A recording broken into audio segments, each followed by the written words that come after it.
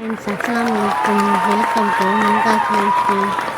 சூப்பரான அரிசி மாவு சப்பாத்தி இல்லை ரொட்டி எப்படினாலும் வச்சுக்கலாம். நீங்கள் எப்படி செய்யலான்னு பார்க்கலாமா? ஃபஸ்ட்டு நான் 2 டம்ளர் மாவு எடுத்திருக்கேன்.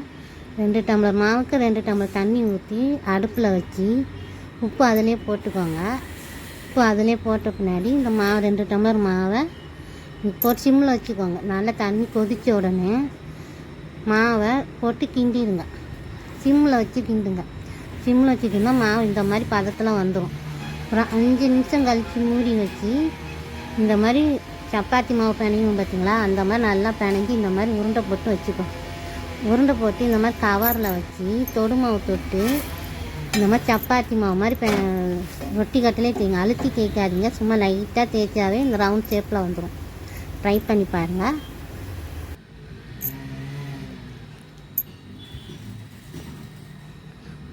வீடியோ பிடிச்சிருந்தால் லைக் பண்ணுங்கள், கமெண்ட் பண்ணுங்கள்.